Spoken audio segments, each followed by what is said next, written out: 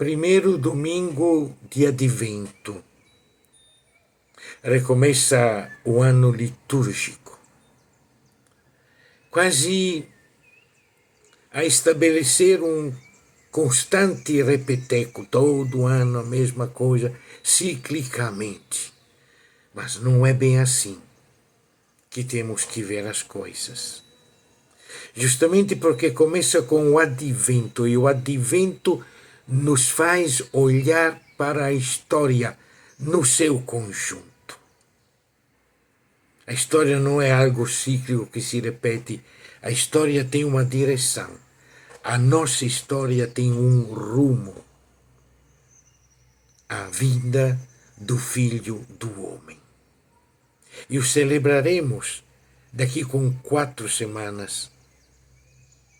O Filho do Homem no colo de Maria, nos braços de José. Jesus que veio e que nos diz: continuarei a vir, estarei convosco até o fim dos séculos. Por isso estas palavras, que quase todos os biblistas chamam de apocalípticas, porque nos projetam para um futuro, eu digo, são palavras muito importantes para a nossa vida, para a nossa geração. Só lembrando rapidamente, vimos isso faz 2 semanas atrás, no Evangelho lembrado pelas comunidades de Lucas.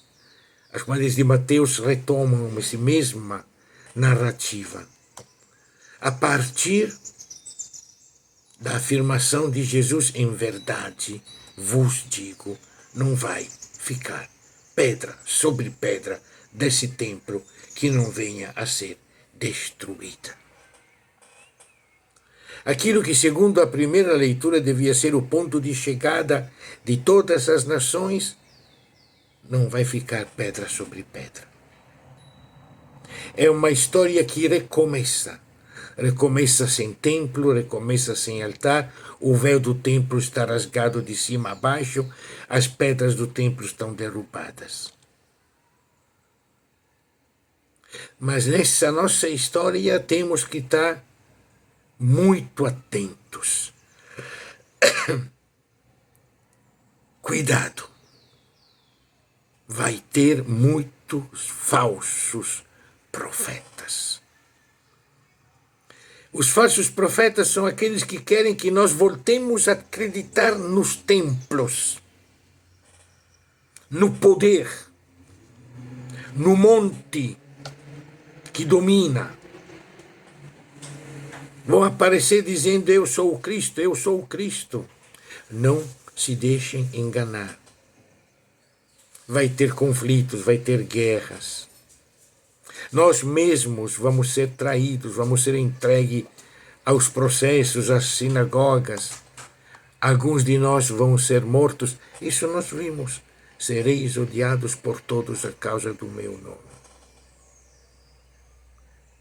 Mas enquanto isso, o Evangelho vai ser anunciado até os confins da terra. E recomeça Jesus dizendo: em verdade vos digo, não passará esta geração antes que tudo isso aconteça. Está falando de nós, da nossa geração. Não vamos pensar no futuro. O futuro está na mão do Pai. Está em muito boas mãos. O que não passa é a minha palavra. O céu e a terra passarão, mas as minhas palavras continuarão presentes de geração em geração. É verdade. Nós temos que ser coerentes na nossa geração e temos que pensar também nas outras gerações. É uma pena que nós estamos numa sociedade onde, com muita força, volta essa direita radical que só pensa em si mesma. Na nossa geração. É o poder que quer ter tudo agora, que negam as mudanças climáticas, que negam um futuro que pode ser de desastre. Assim como os contemporâneos de Noé não ligavam a mínima, pensavam só em comer, em beber, em se casar, em ter a vida deles boa, tranquila. Isso acontece hoje também. Hoje também. É o meu lucro, é o meu ganho, é a minha riqueza, é a minha fartura.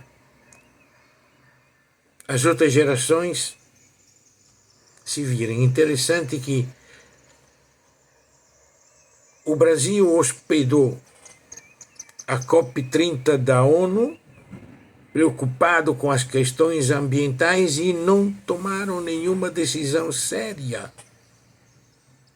Não consideraram absolutamente o desastre que pode vir a ter.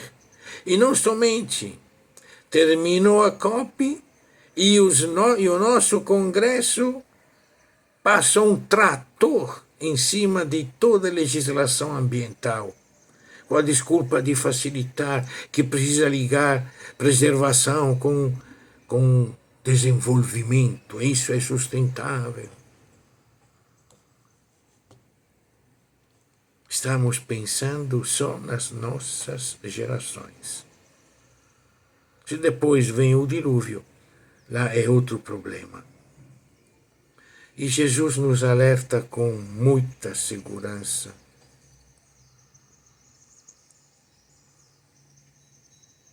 Cuidem.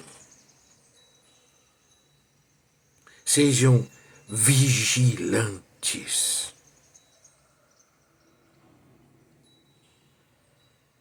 Nós temos que ser as sentinelas que gritam e avisam: cuidado que vem o inimigo, cuidado que vem o desastre, cuidado que estamos construindo a morte. Estou pensando a Papa Francisco, estou pensando a Papa Leão, insistindo, temos que pensar em todos, temos que pensar nos pobres, temos que pensar nos outros, não pensar só em nós mesmos.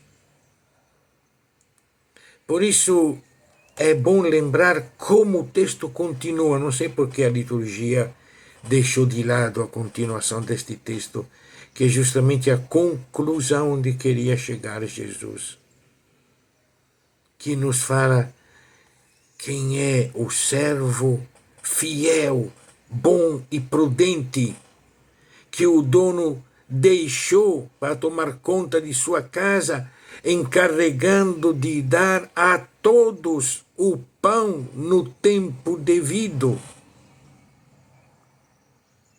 Nós somos os servos que fomos deixados nessa casa para que todos possam comer o pão. Terra, teto, trabalho para todos, dizia Francisco e repetiu Leão. Este é o nosso objetivo, do servo fiel e prudente, que quando o dono voltar, o colocará responsável de todas a administração dos seus bens, o que é verdadeiramente o econômico que Deus quer. É o econômico que garante que todos possam comer o pão, não que garante que o mercado não sofra e mande. Não que garante que o capital não seja tocado. não que garante que os bancos não tenham perdas. A verdadeira economia daquele que todos possam comer. Isto tem que acontecer na nossa geração. Isso significa vigiar, ser atentos.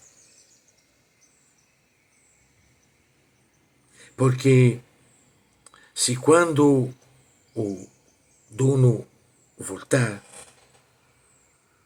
nos encontrar como aqueles lá do tempo de Noé, comendo, bebendo, pensando só em nós, nos embriagando-nos, nos tratará como devem ser tratados todos os hipócritas, que falamos tanto em templo, falamos tanto em adorações e esquecemos e achamos normal que tenha milhões de gente com fome. Achamos normal que tenha milhões de gente excluída, desprezada, que não vale nada. Depois chamamos Deus de Pai Nosso, mas não ligamos à mínima com os irmãos que mais sofrem.